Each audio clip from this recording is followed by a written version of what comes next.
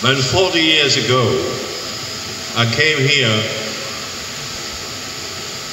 I asked my beloved brother, who is now dead, Father Albert Rankins, how the heck do I address the crowd?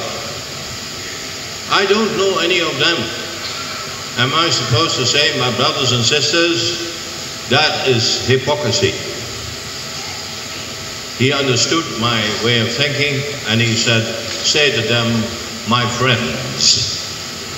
So that was how I started. Over the years, I have grown in Christian love. And now I say to you, my brothers and sisters,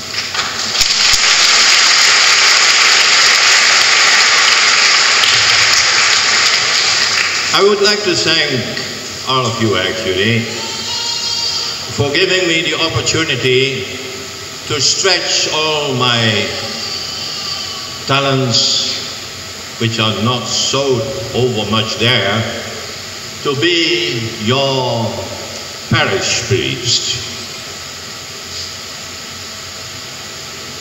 It is good for a man to be, at one time or other, to become a father. In the real sense of the word, a father.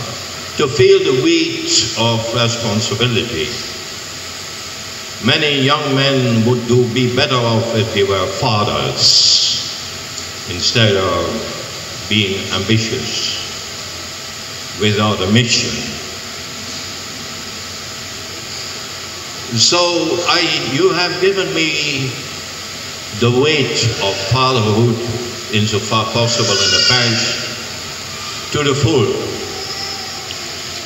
And I think now my dearest brother, Father Thomas, that he is willing to take that weight off my shoulders.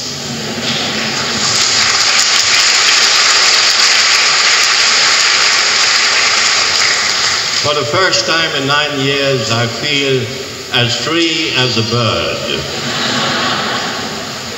And I am happy, actually, that I've done this part of my priestly work. Besides, Monsignor, I thank you for your presence here also. Always, because you have that charism of making us warm for our religion, which is damn necessary nowadays. And I thank you, Father, and now I don't know your name anymore.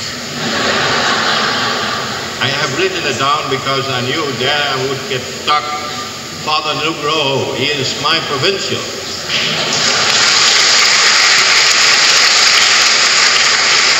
And I thank you, my dearest Johan, so silent, such a silent patron of my life. And archangel or angel, not maybe archangel yet.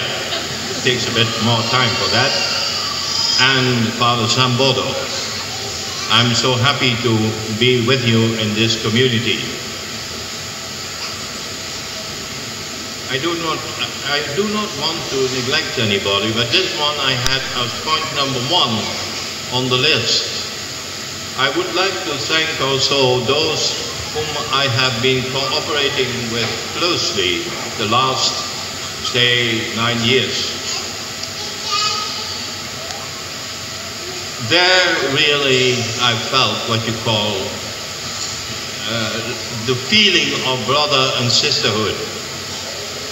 I love them from the bottom of my heart insofar that it's possible for such a dry stick as I am. And they have been my friends in the deepest sense of the word. My cooperators, yes, also they did a good job, but more than that, they have been my friends. I'm not going to mention names, because you will always see that you forget the most important one, and I don't want to run that risk. Well, I would say, actually, for me, this is no big deal. I am not a parish priest anymore, but you don't get rid of me. I am still the assistant parish priest.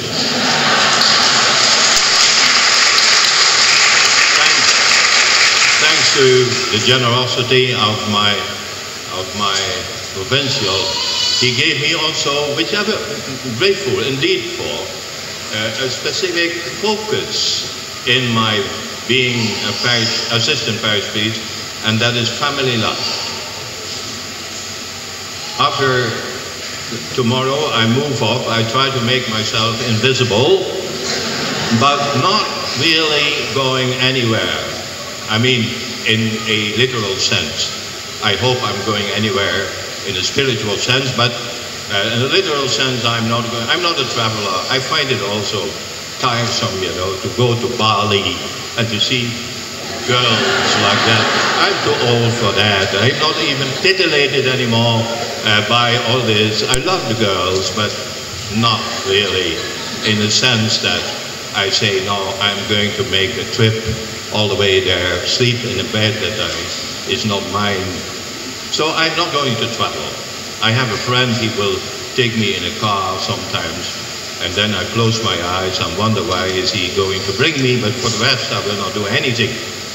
But I want to think about that family life. I want to calm my mind a bit in a relaxed manner to make myself ready, insofar possible, for this purpose.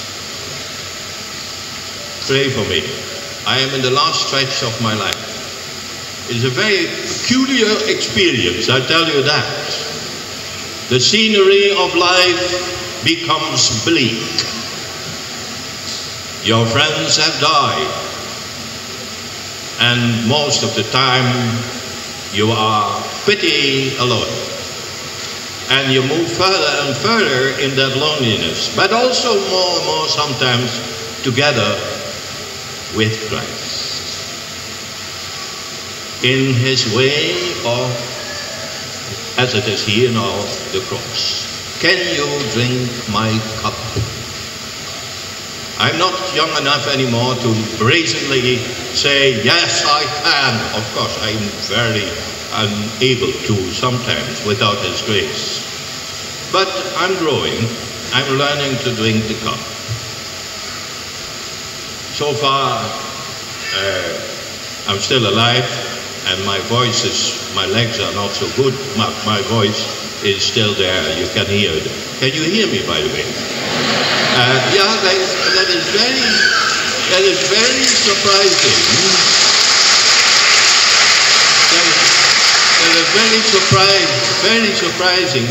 Last week I was almost, to my own feeling, roaring like a lion.